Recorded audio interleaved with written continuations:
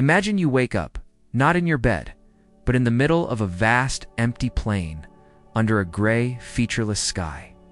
The air is still and cool. There's no sun, yet a uniform light presses down from everywhere and nowhere at once.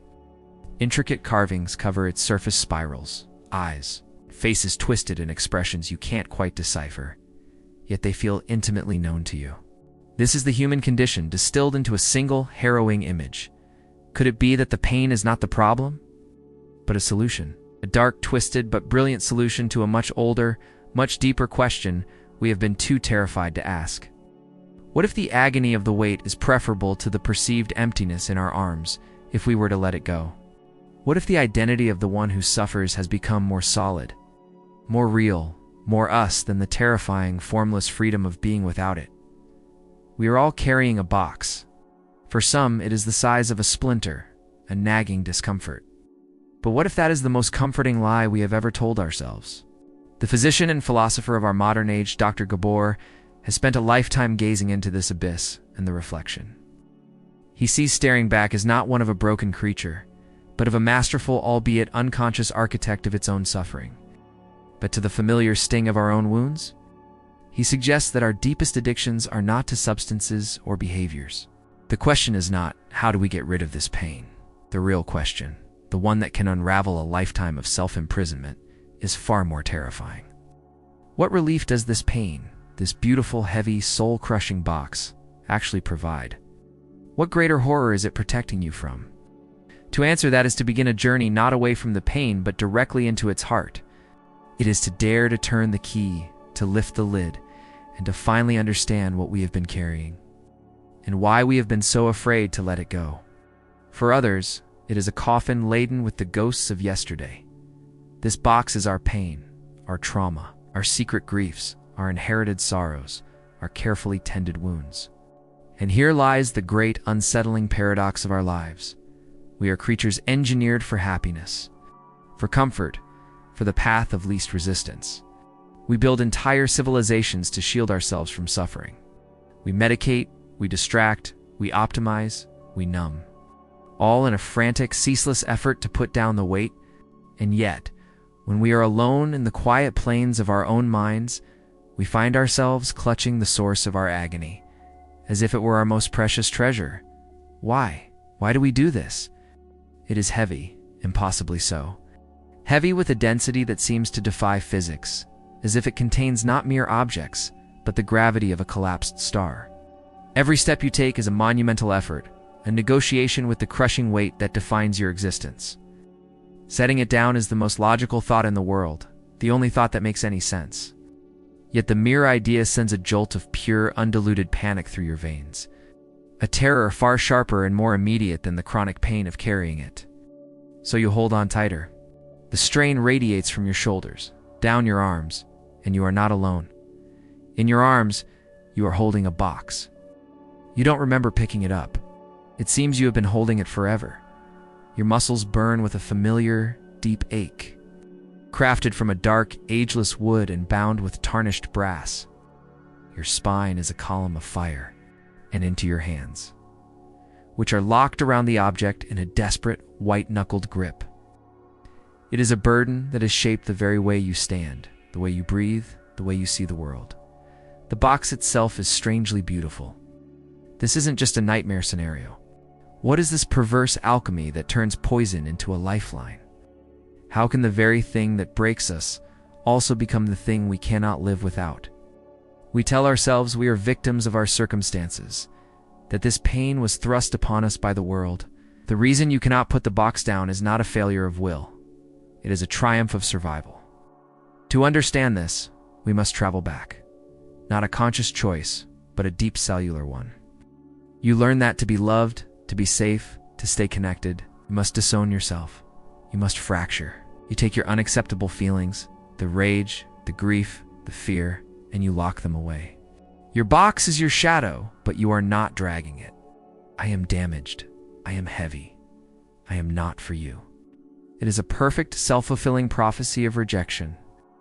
The suffering that began as a strategy to maintain connection now becomes the very thing that guarantees your isolation. And our culture, in its own way, conspires in this tragedy. We romanticize the tortured artist. We praise the stoic who bears their burdens in silence. We consume stories of trauma and redemption that subtly reinforce the idea that great suffering is the prerequisite for a great life.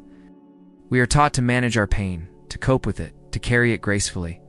We are almost never taught to question it, to interrogate it, to ask what function it truly serves. We've become a society of expert box carriers, comparing the carvings on our prisons, but never daring to imagine a life without them. We have accepted the weight as an inevitable part of the human journey, but what if it's not? What if this personal internal contract with pain has consequences that stretch far beyond our own hearts and minds, poisoning the very world we inhabit? Now that we have dared to peek inside the box, we must turn our gaze outward and witness the devastating shadow it casts. Out. You are clutching it to your chest. You have mistaken your prison for your heart. This hidden allegiance to pain rewires your entire being. It dictates your choices, colors your emotions, and forges your identity.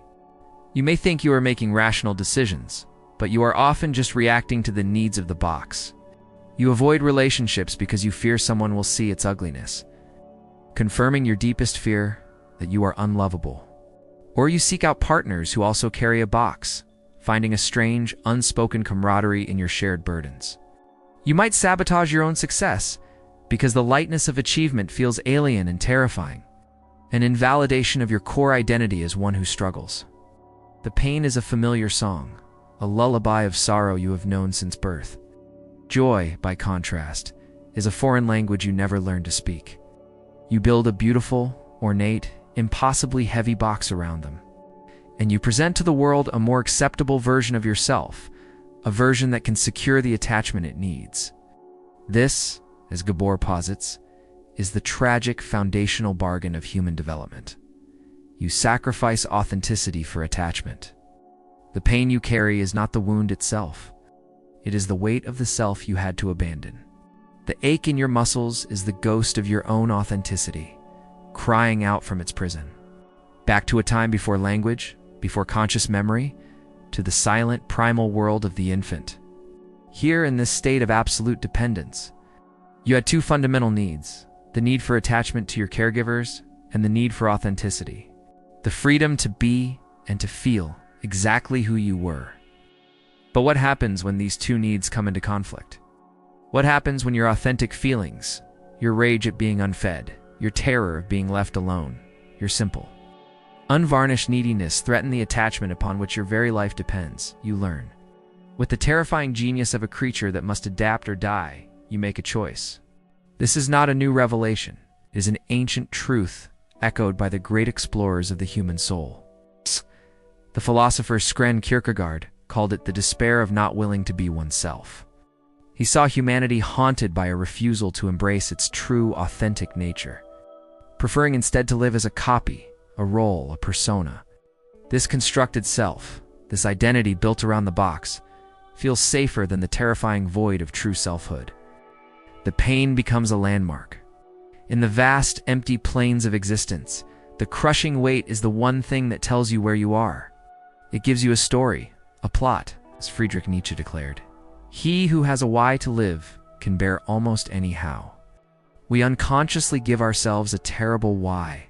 My why is to endure this suffering, and in doing so, we give our life a narrative structure, become the tragic hero of our own epic, the protagonist who suffers nobly. This role is painful, yes, but it is also coherent. It makes sense. In a chaotic world, anything that makes sense feels like a sanctuary. The psychologist Carl Jung spoke of the shadow, that dark sack we all drag behind us, containing the parts of ourselves we have repressed and disowned. In this way, the box becomes a shield. It is a declaration to the world. Do not come too close. That box you carry is not a passive artifact. It is a singularity. It has its own gravity. It does not just weigh you down. It bends the very fabric of your reality around it. Your unresolved trauma doesn't just live in your memories. It lives in your tissues. It becomes the inflammation that stiffens your joints, the autoimmune disorder that turns your own body against itself, the chronic fatigue that makes every morning feel like a climb, the mysterious aches and illnesses that doctors struggle to name. Your mind, in its desperate search for meaning, links unrelated events into a coherent, tragic plotline where you are the central victim. Every setback, every disappointment, every challenge is no longer just an event. It's another chapter in the grand, sorrowful saga of your life. This story is bleak, but it is also addictive. It provides certainty. It explains everything. It absolves you of the terrifying responsibility of true freedom. The bars of your prison are not made of iron, but of your own thoughts, your own perceptions, your own deeply grooved neural pathways. The trap isn't around you. The trap is you. Your biography becomes your biology.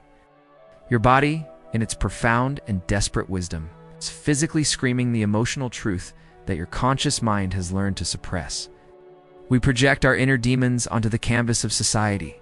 Politics become tribal and fear-based, as we cast the other side as the embodiment of the shadows we refuse to own. We build economic systems that prey on the very emptiness our trauma creates, offering the fleeting numbness of consumption as a cure for a spiritual disease. We get lost in endless cycles of outrage, distraction, and superficial conflict, because it is easier to rage at the world than to feel the weight in our own arms. The collective crises we face, the polarization, the ecological devastation, the mental health epidemic are not a series of separate problems. They are the macro-level symptoms of a species that has sacrificed its authentic self for the illusion of safety.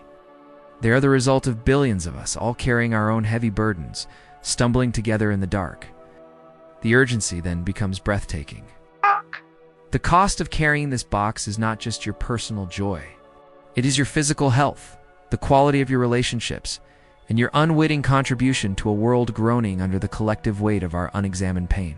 You've tried to fight it, you've tried to ignore it, you've tried to outrun it. And yet here it is. The answer is not in a greater struggle. The path to freedom begins with an act that feels like the ultimate surrender. It begins when you cease the fight, quiet the noise, and dare to do the one thing you have never done. You dare to study the lock. It is manifesting the weight of the box in the language it knows best, the language of physical pain. The body is not betraying you.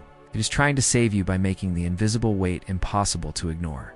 The consequences of this silent allegiance to your pain are not merely psychological. They're biological, perceptual, and ultimately societal. Your brain, rewired by years of clinging to the box, becomes an exquisite instrument for its own confirmation. This is the tyranny of cognitive bias. Through a process of confirmation bias, you unconsciously scan your environment not for truth, but for evidence that validates your painful identity. A neutral comment from a friend is filtered through the lens of your unworthiness and heard as criticism. A partner's need for space is not seen as their own human need, but as proof of your inevitable abandonment. You are not seeing the world as it is. You are seeing the world as you are. You're seeing the reflection of your own box everywhere you look. The shadow it casts is long and devastatingly real. On a cellular level, your body has been paying the price for the story your mind refuses to release. The constant low-grade stress of carrying your disowned self keeps your nervous system trapped in a perpetual state of high alert, a silent, unending state of fight or flight. The stress hormone cortisol, designed for brief, life-threatening encounters, instead drips steadily into your bloodstream, day after day, year after year. It's a chemical whisper that says, the danger is never over. Dr. S. work illuminates this terrifying truth with chilling clarity. The body keeps the score. This internal reality then projects itself outward, functioning like a warped lens through which you see the world. This cognitive distortion is woven into a seamless story by what psychologists call the narrative fallacy. Now, multiply this by billions, a world populated by individuals clutching their secret. Boxers is a world that will inevitably manifest that pain on a global scale. To study the lock is to undertake the most radical rebellion of your life. For your entire existence, you have related to this box in one of two ways: either desperately trying to pry it open with the brute force of willpower, or frantically trying to numb its weight with distraction. This is the practice that Gabor calls compassionate inquiry. Your body, the silent archivist of your trauma, must be invited into the healing. The Stoic philosophers taught that our suffering comes not from events, but from our judgments about them. By ceasing to judge your pain as bad or wrong, you rob it of its power to torment you. You begin to see it as neutral data, as a messenger. The Buddhist master, Naikin, instructed his followers to greet their difficult emotions like old friends. Hello, my little anger, I see you. I will sit with you and take good care of you. This is the practice of non-dual awareness, the understanding that you are not your pain, but the spacious, compassionate consciousness in which the pain can arise and pass away. It is the realization Viktor Frankl had in the depths of a concentration camp, that even when everything is taken from a person, one freedom remains the freedom to choose one's attitude. He did not escape suffering. He found meaning within it, and in doing so, he transcended it. For too long, you have treated your body as the enemy, the source of the aches, the fatigue, the illness. The old struggle was a prison, keeping you locked in a cycle of resistance and exhaustion. This new path of compassionate attention is an act of supreme agency. You are no longer the victim of the box. You are its compassionate witness. The weight might still be there, but it no longer defines you. You are learning to hold it rather than being held by it. Your relationship to it is changing, and in that change, everything becomes possible. The chains are not breaking. They are dissolving. You practice this inner listening. As you turn the key of compassion in the lock, you prepare for the final stage. The lid begins to creak open, not with a violent crack, but with a gentle sigh of release. And what is revealed inside is not just your stored away pain. What is revealed is a truth so profound, it will not just heal your past. It will redefine your entire reality. The practice now is to befriend it. When the familiar tension flares in your shoulders, instead of ignoring it or cursing it, you stop. You breathe into it. You meet the sensation with a gentle curiosity. What is this feeling? Not the story about the feeling, not the label anxiety or grief, but the raw physical data of it. Where does it begin and end? What is its texture? In doing so, you are performing a radical act of reunification. You are telling your body that you are finally ready to listen to its truths directly, without the filter of the fearful mind. You are allowing the sensations to be what they are, simply energy, simply information, finally being processed after being frozen in time. It is the act of kneeling down before your own suffering and, instead of commanding it to leave, gently asking it to speak. You stop asking the powerless question, "Why is this happening to me?" and begin to ask the powerful questions. Hello, old friend. What are you trying to protect me from? What is the deeper truth you are holding for me? When was the first time I learned that I had to lock you away to be safe? This is not psychoanalysis. It is a sacred dialogue. It is the adult you, finally returning to the abandoned child within, not to scold or fix it, but simply to listen. To bear witness, in this simple revolutionary act of compassionate listening, the frantic energy that has fueled the suffering begins to soften. The lock rusted shut by decades of neglect begins to yield. Both are acts of violence against yourself. Both are rooted in the belief that the pain is an enemy to be conquered, and both have failed. Every struggle has only tightened your grip. Every attempt to run has only proven how inseparable it is from you. The path to freedom begins with a gesture that your entire being will scream against. You must lay down your weapons. You must cease the war. The key that fits this ancient, intricate lock is not forged from strength, but from curiosity. The force that turns it is not power, but compassion. This is the great, counterintuitive leap. You break free not by pushing the pain away, but by turning towards it with a quality of attention it has never received before.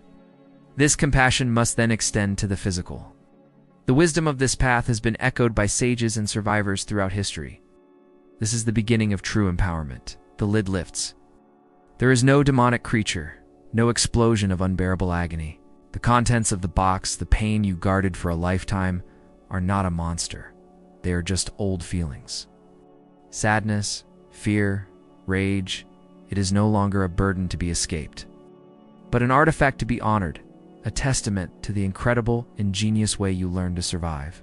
It is the work of returning to the abandoned places within ourselves. We are a culture fascinated by ruins. Feel a magnetic pull toward the overgrown slides of a forgotten river country. a deep curiosity about the silent, haunted shores of a lost discovery island. We create channels and tell stories about these places because we sense a truth in them. We are drawn to these external lost worlds because they are mirrors of our own inner landscapes. The authentic parts of our souls we were forced to wall off and leave behind. And as you release your grip, a strange sensation fills you. It is not the giddy lightness you might have expected. To ask why we abandon things of such beauty and potential. To understand the stories held in the decay. This is not about healing a broken self, but about integrating an abandoned one. It is about understanding that your pain was never a sign of your weakness. It was the sign of a profound, unmet need for authentic connection with yourself. The box is open. The ghosts are not monsters to be slain, but children to be welcomed home. And the great question is no longer what you are running from. The question is, in all this magnificent, reclaimed space, what will you choose to grow? It is a profound, grounded stillness, a sense of presence. For the first time, you can feel the solid earth beneath your feet. You can feel the cool air on your skin. You look up, and the gray, featureless sky you've known your whole life begins to bleed with impossible colors, the deep indigos of twilight, the fiery oranges of dawn, the soft rose of an open heart. The world was never empty. It was always this vibrant, this alive, this beautiful. You were just too preoccupied with the weight in your arms to notice. As you gaze into it with compassionate awareness, the energy begins to dissipate, like mist in the morning sun. It was never the contents that were the problem, it was the box itself. And here's the final, earth-shattering realization, the one that rewrites the entire equation of your existence. The purpose of the box was not to contain your pain. The purpose of the pain was to make you believe in the box. Read that again. The pain was the distraction. The suffering was the grand illusion. The magician's sleight of hand to keep your attention focused on this one. Small, heavy object, so you would never look up and see the truth of where you are. You are not a broken person in a vast, empty world. You are the vast, empty world. You are the sky, the plain, the infinite, formless potential that you were so terrified of. The pain gave you a focal point, an anchor, a story. It gave you a limited, definable, manageable self. I am the one who suffers to protect you from the overwhelming, terrifying, ecstatic truth of your own boundless nature. Your addiction was never to the pain. It was to the comfort of a small, solid identity in the face of your own infinity. This is the paradigm shift that changes everything. Your trauma was not a prison designed to hold you captive. It was a cocoon, a dark, constricting, and painful space. Yes, but one whose immense pressure was forging a new form of consciousness. The suffering was not a flaw in your design. It was the engine of your evolution. All the years you spent fighting it, resisting it, hating it, you were fighting the very process of your own becoming. You were a caterpillar fighting against the dissolution of its own form. Terrified of the soupy, chaotic mess inside the chrysalis, having no idea that this chaos was the sacred precondition for wings. You were not broken, you were being remade. And with this realization, you don't throw the box away in anger, you gently set it down. This journey from carrying the box to understanding its purposes, the most vital exploration we can ever undertake. Our purpose here, on this channel, is to become courageous explorers of these forgotten territories, both inside and out.